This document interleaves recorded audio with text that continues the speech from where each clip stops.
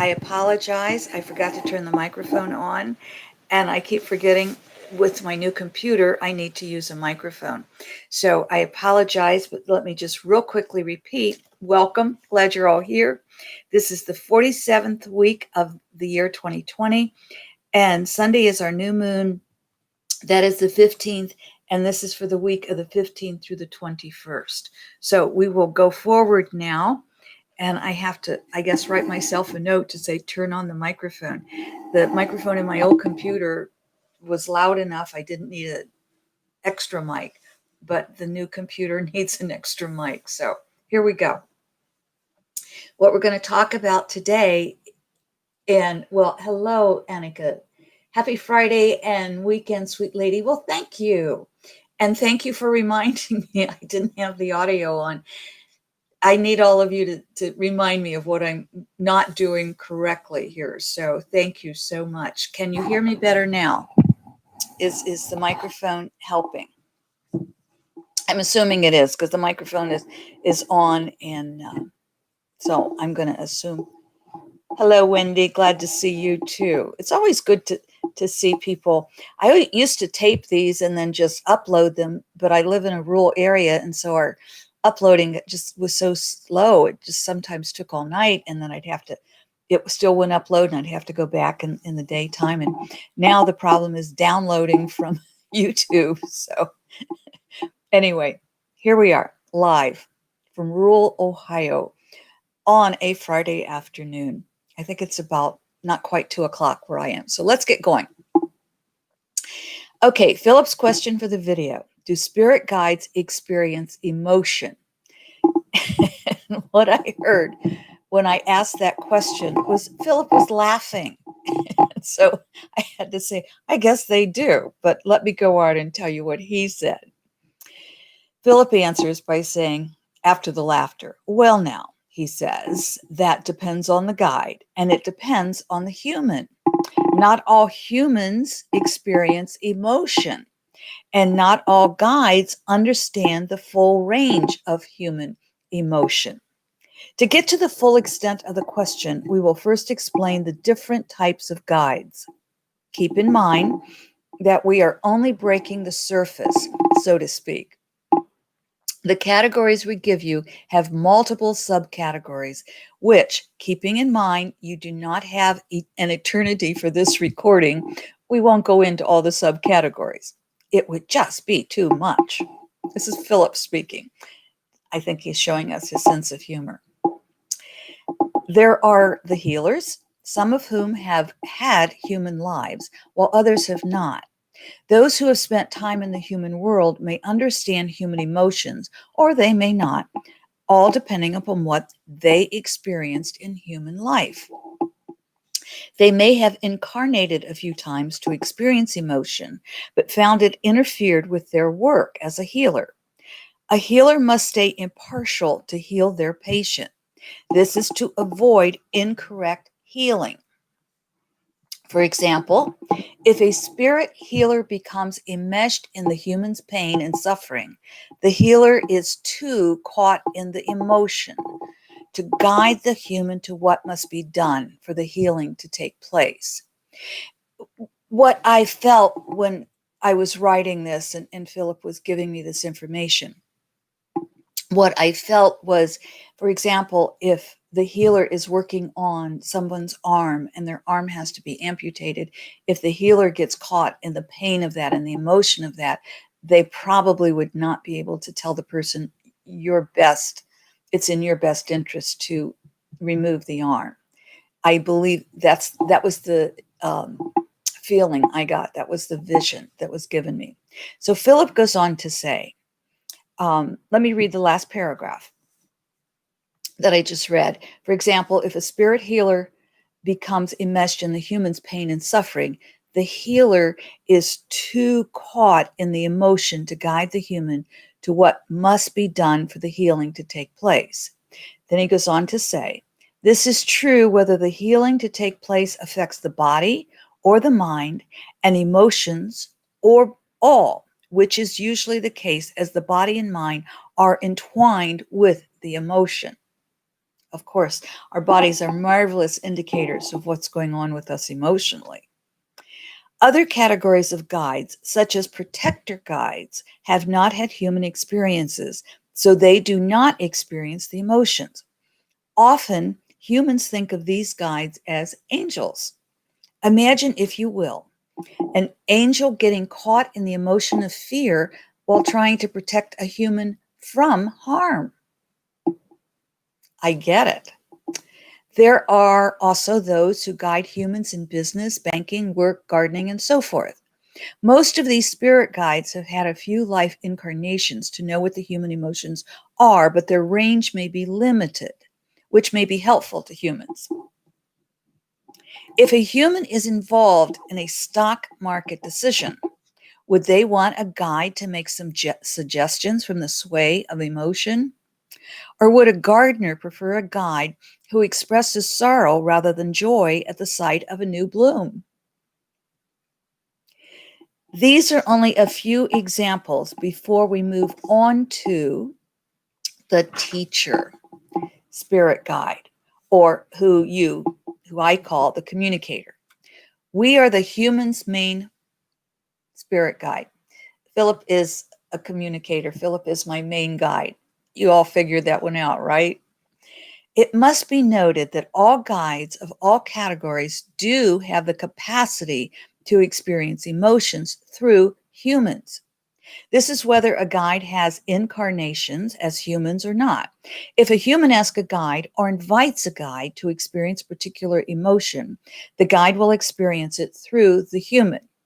For example, your, meaning mine, love of nature, and you're inviting me being Philip. So when I invite Philip to see through my eyes and heart the beauty of what I see and feel has been most gratifying for Philip. It is the teachers who are able to remember and experience human emotions most readily. This is because all teacher spirit guides have experienced human existence. We have been your teachers in human form. This is what allows us to connect and understand your emotions and guide you. We do not live in emotions as humans do. Because we have had incarnations in the third dimension, we are able to recall the emotion. In this way, we are able to experience the human emotion. We are able to then step away from the emotion. We experience the emotion by choice and then move out of it. Humans cannot do this so easily as you get caught in your emotions. You believe you are your emotions rather than something to experience. That I'm going to repeat that because I think that is a very important message. You believe you are your emotions rather than something to experience. We get caught in the emotion and we believe that's who we are. That's what we are. And Philip is saying, no, emotions are just there to experience. They're not there to get caught. It is a privilege and part of the pleasure to experience emotions. This makes life for the humans enjoyable if the human so chooses. Invite us in spirit world to join you, and we will too enjoy your joy. You wonder of the emotions you call unpleasant or negative. We remind you that we do not judge what emotion is good or bad. Our job is to help you experience that which you choose. We are here to guide you to experience your highest and greatest life. Why then would you get caught in that emotion which you would rather not even experience? Why do you not do as we do and move away from the emotion? That is why we are all here to help you do so. Well, that I think tells us a lot that yes, we can move away from the emotion. And our spirit guides are here to help us do that. They're here to guide us, to help us have the best and the greatest life we can possibly have. So when we're caught in the emotion that we really don't want to be caught in, My simple solution is I simply remind myself that basically there are two emotions. There's love and there's fear. And this I actually learned from years ago from Course of Miracles, way back when. Sorry. And if I think about that, it's more complicated than I'm making it be, but it's really is rather simple that I can either choose love or I can choose any other emotion, fear, anger. And if I remind myself of that when I'm caught in the fear or caught in the anger or caught in an emotion that I really don't want to feel, I can simply remind myself I'm choosing love. And when I choose love, that gives me joy, that gives me compassion, that gives me all of the feelings that I really, really want to experience. I want to have the other experience, the what we call negative or the unhappy emotions, because that way I can have more compassion for somebody who does live in anxiety or fear. I can have compassion and a bit of understanding for them, but I don't want to live there. I want to live in joy. I want to live in love. And I bet you do too. Let's see what our message is this week, shall we? And by the way, thank you for the questions that you send me. You can email them to me. You can put them in the comments below. Sometimes it takes me a while to get around to those comments to answer. I read them. I just don't always get to answer them immediately. So what we do here is we just flip through the book and open, and I'm hearing right page. If you heard right, our intuition's in alignment. If you heard left, there's nothing wrong with that. That just means that's really a message for you. And I always read both sides. So the right side says, others interact with you from the level in which they express life. If you live on a different level, will you not then interact from a different perspective? Oh, my friends, that is such an important message. I'm going to reread it and then we'll talk about it for a few minutes. Others interact with you from the level in which they express life. If you live on a different level, will you not then interact from a different perspective? Very simply, if we live on that level of love, if we live on that level of we knowing we are spiritual beings as well as human beings, living on that level helps us make decisions about our human life that will be very different from someone who lives only on the human level.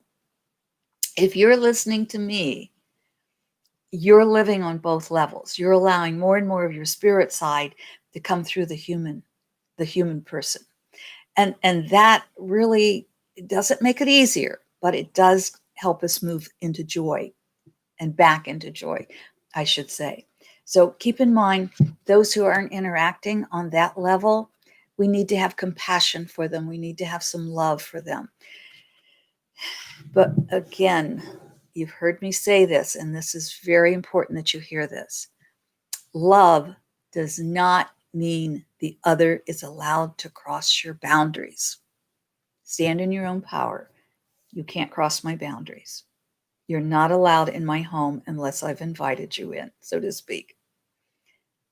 Keep that in mind. Now, the left side says, without a receiver, there is no giver.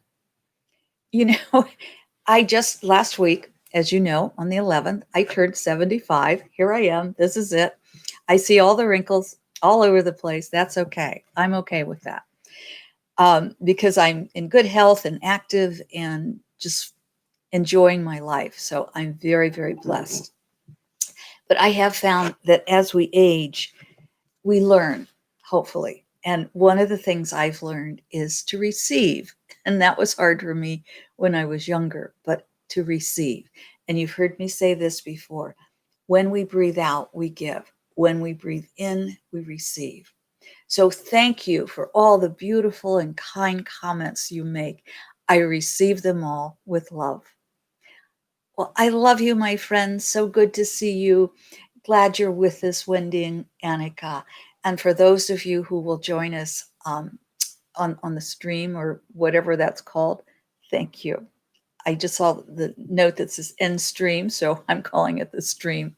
But for those of you who will see the video without it being live, I thank you for coming. I thank you for the love that you send to all of us. And I thank you for receiving the love I send out to you. later, my friends. Enjoy the week. Stay safe. Remember, there's nothing to fear but fear itself. I believe that was President Roosevelt who said that. So stay in love.